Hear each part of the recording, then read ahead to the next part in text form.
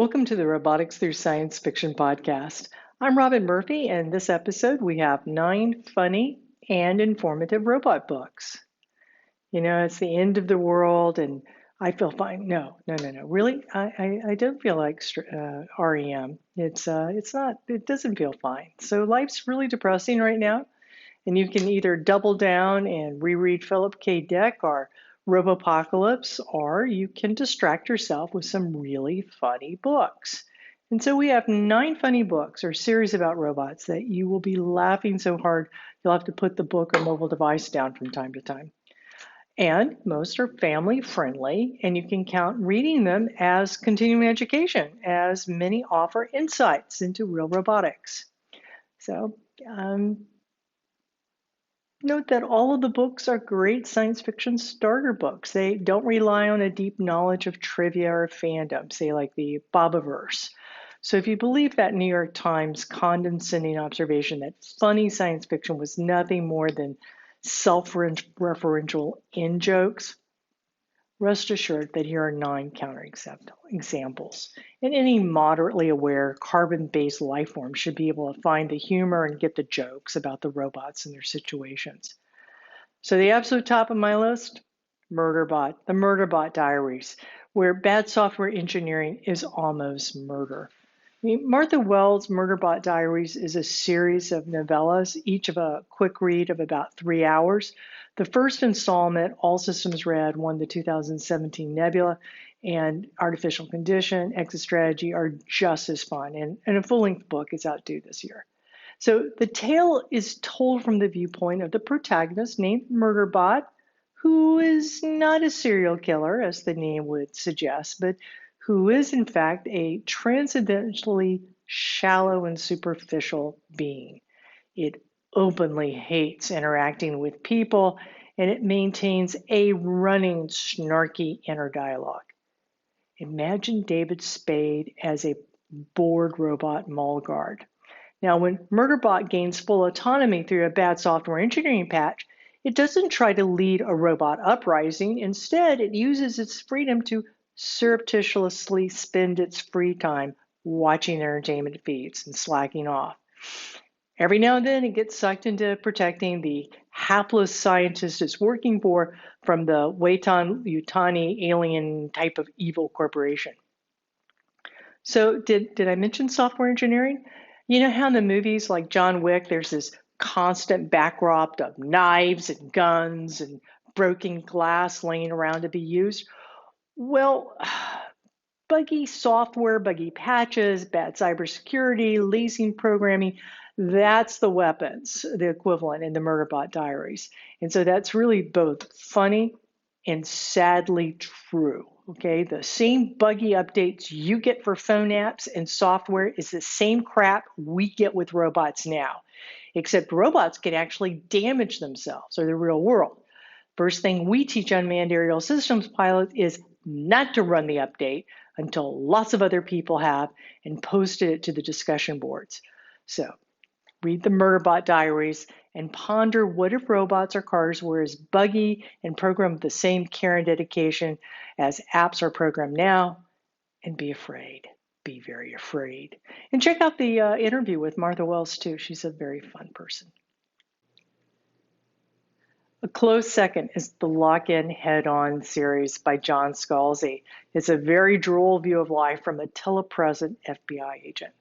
So imagine a near future where a virus has incapacitated 1% of the population, and they're nicknamed Haydens after the Hayden syndrome that they have.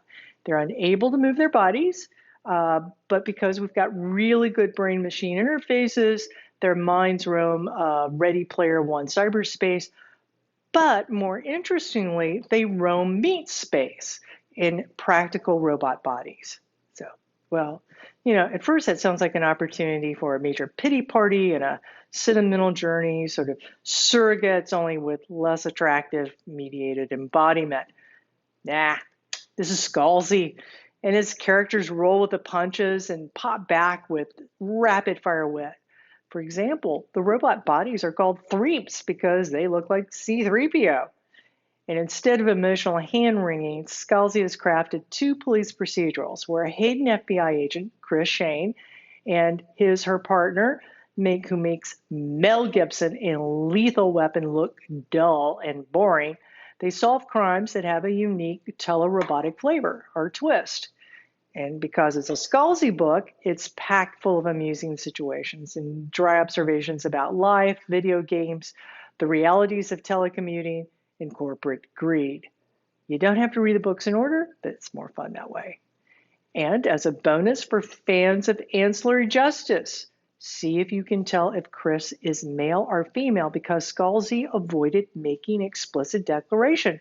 And playing along, Audible released 2 audiobook versions, one with a male narrator, Will Wheaton, and the other with a female narrator, Amber Vincent. Now, I'm an avowed feminist, but I recommend Wheaton. He narrates most of Scalzi's books, and he captures that right tone perfectly. He is Aaron to Scalzi's Moses. Who knew that Wesley Crusher was going to make good one day? So really, it's a great introduction to telerobotics and telecommuting, and just so much fun to read. I really hope someone will create the robot game Hellcat that Scalzi talks about. Number 3, the automatic detective.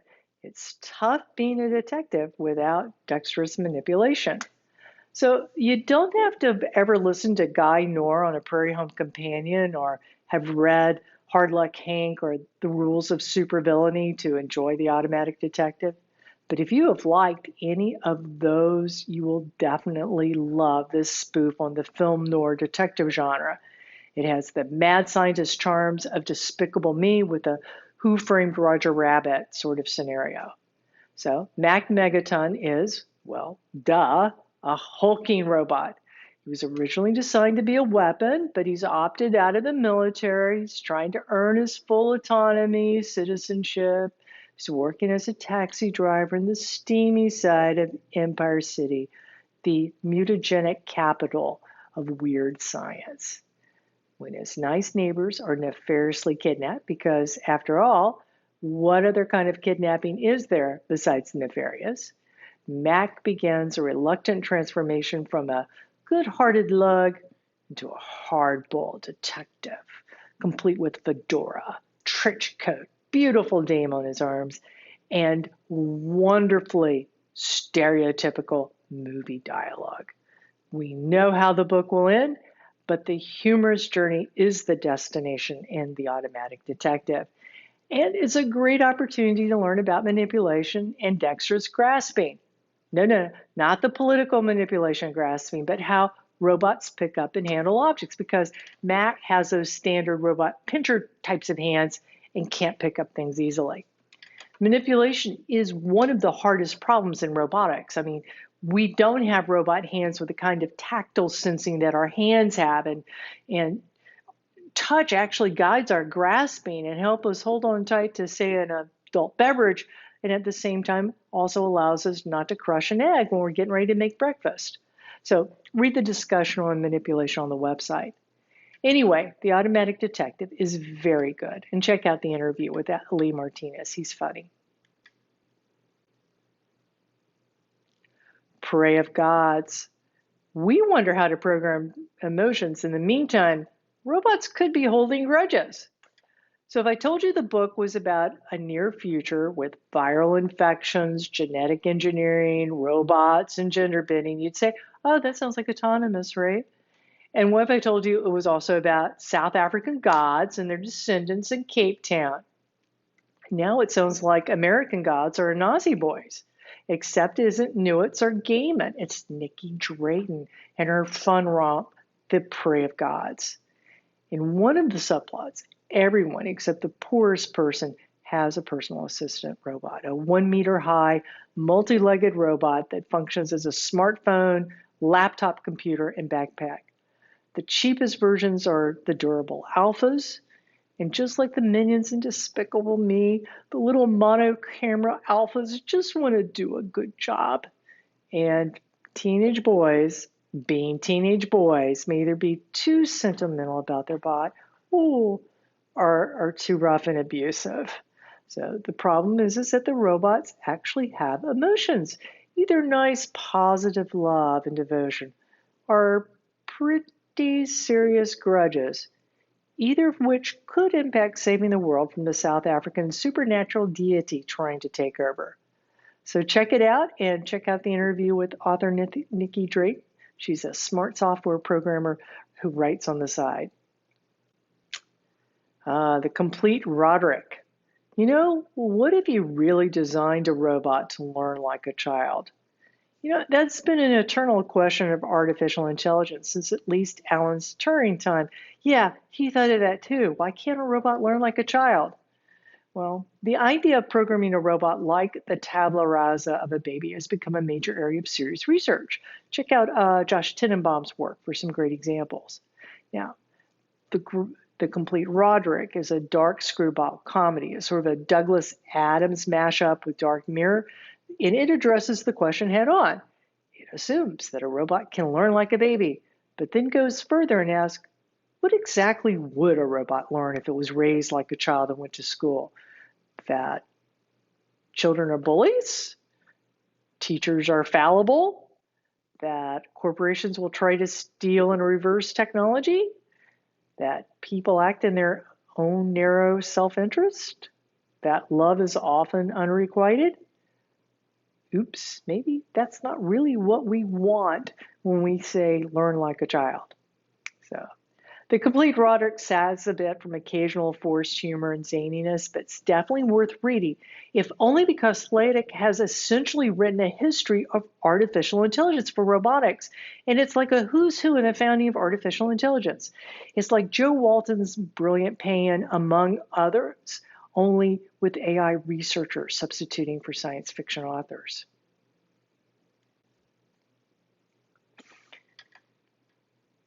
The Robot Proletariat. Upstairs, downstairs with robot ethics. The Robot Proletariat series features the robots in a British manor in a near future where there are still upper-class British twits. Upper-class British twits with sex robots. Anyway, one of the robot butlers discovers linen and, having missed the part about how that all ended, embraces socialism and goes on a crusade to recruit his fellow bots. They subvert their programming to become autonomous, but with a stiff upper lip, they continue to work and plan for a bloodless, classy robot uprising. It's a good piece about ethics, and it echoes a lot of the concerns that are discussed in the European Union about robot rights. Me personally, I think the focus on robot rights is too abstract and too futuristic. I am more worried about the here and now of lethal autonomous weapons. I'm really concerned about the lack of liability for for products, of robot products, and also the creepy child-sized sex robots. So check out the pages for the Foundation for Responsible Robotics if you're interested in robot ethics. A lot of good stuff there. But you don't have to be into robot ethics to enjoy Robot Proletariat. It's pretty funny. The wrong unit. The wrong unit is the right book for quick fun. I mean, do you miss the Big Bang Theory? Okay, imagine, what if Sheldon Cooper from the Big Bang Theory was a robot assigned to help people after the robot uprising? And what if the robot, in a classic sitcom case of mistaken identity, became part of the human revolution to thwart that said robot uprising? Well, if that were true, you'd have the wrong unit. It's a fast moving comedy that tells of the human resistance to robot world domination from the viewpoint of a clueless robot overlord. Unlike Murderbot, Heyu believes it likes people. But like Murderbot, its point of view is just so hysterically unexpected and funny. It's just delightful. It's also a lovely exploration of mental models. Mental models are that internal model that we have of someone else, of what their beliefs, what their desires, what their intentions are. It's how we can communicate and kind of figure out what people are doing. When we're trying to give robots that kind of mental models of other people, well, unfortunately, with humans, probably with robots, they're not guaranteed to be right. And Heyu's mental model of people is that the inhabitants of the concentration camp are too immature and childish to appreciate their robot overlords who keep them safe, locked up behind the barbed wire because they love them. Yeah, it's fun. Check out the review on our webpage. Reelect Dramatic. It's what a great series, and thanks for all the memories. Reelect Dramatic is a robot detective in a sort of 1960s LA noir alternative history. Well, it sounds a lot like The Automatic Detective, right? Set in LA, but no, there's a big difference. And that big difference is that Ray is a private detective as a cover for the job that really pays his electricity bills. He's an assassin because being a robot gives him the certain moral flexibility that we saw in John Cusack in Gross Point Blank. So, book sometimes clever, sometimes rolling the floor laughing, sometimes contradictory. The series is a lot like if the episodes of Futurama were written by different people and the showrunner really didn't check for consistency in Bender's character, but who cares? It's all good fun.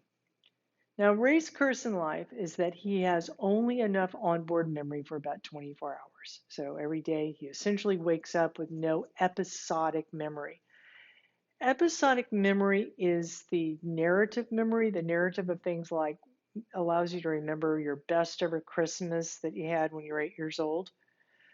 Ray's lack of memory makes for a 50 first dates crossed with Chinatown kind of vibe. Um, in reality, robots don't have trouble with too little storage space for episodic memory. They have trouble forming episodic memories. It's extremely hard. The semantic content, what's important, what's not important, really a tough problem. Well, anyway, the titles alone are great for the Reelect Dramatic series. Made to Kill, fair enough. Killing is my business. I only killed him once. And standard Hollywood depravity. I mean, gotta love it. Check it out. Rex Nilo. This series is nominally about the charismatic, not too bright space conman Rex Nilo, but the real star of this sort of Red Dwarf meets Doctor Who meets Hitchhiker's Guide kind of romp is the narrator, the robot Sasha. Working for the ethically challenged Rex puts her in interesting situations because she can't lie. And instead of doing a Victorian swoon, Sasha shuts down for 15 seconds whenever she's about to have an original thought. So just when the determined zaniness gets a bit tiresome, the author throws into a fantastic plot twist or a bon mot that will just have you on the floor laughing. And the series gets better and better as it progresses. My favorite's Out of the Soylent Planet, where Rex in one of his cons winds up in a Soylent Green sort of situation. But everyone knows about Soylent Green, and everyone suspects that's what they're eating. Uh, but the actual source of the food is even more disturbing in a Philip K. Dick sort of way. Pretty funny. And it's a really good insight into this whole automatic governor on autonomy, bounded rationality that we hear about Sasha's intelligence. Um, you really wouldn't do an autonomy governor. You wouldn't program a robot that way. And an autonomy governor is different than bounded rationality. So check out the review and the explanation on our webpage. Anyway, it's a fast, fun read too. So there you go. That's 9 books that I recommend for fun reading or listening.